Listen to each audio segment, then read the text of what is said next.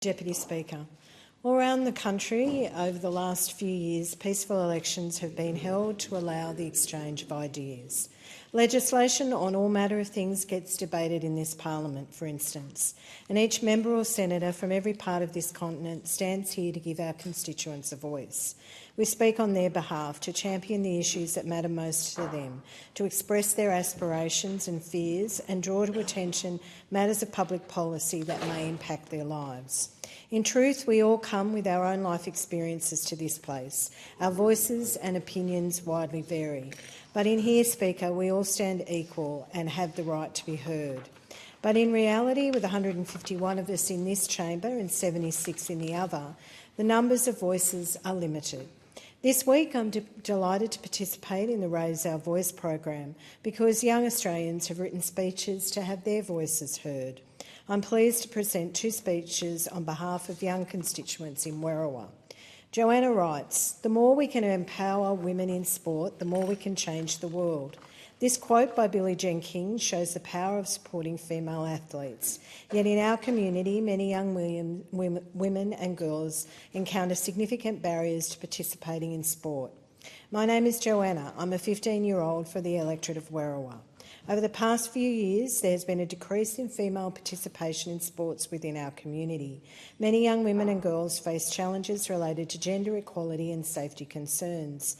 Females have limited opportunity in our community to play sports in male-dominated spaces where they feel unsupported. We must create an environment where every young woman has the opportunities to succeed in sports.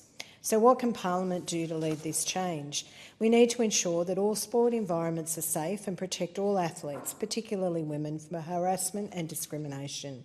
Furthermore, we need to change the gender stereotypes in sport that discourage female participation. This includes promoting gender-neutral language so that sports are simply referred to as sports without gendered labels like men's sports or women's sports.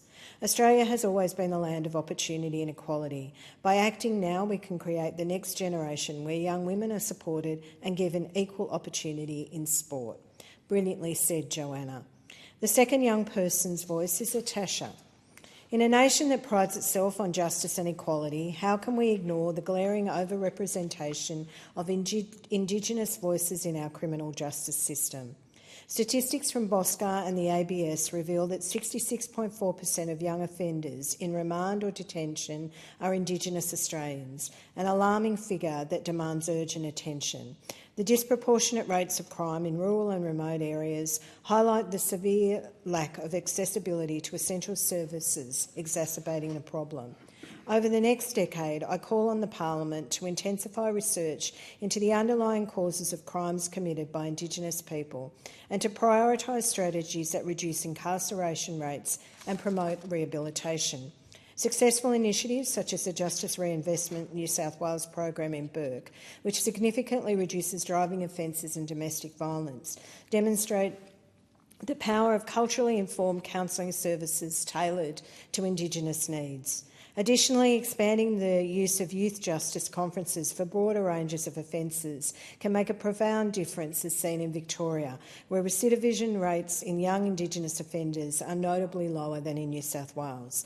These approaches offer a clear path forward. We must confront this injustice head-on, committing to a future where the criminal justice system protects and serves all citizens, not the privileged few. The time is action now. Thank you for this thoughtful contributions.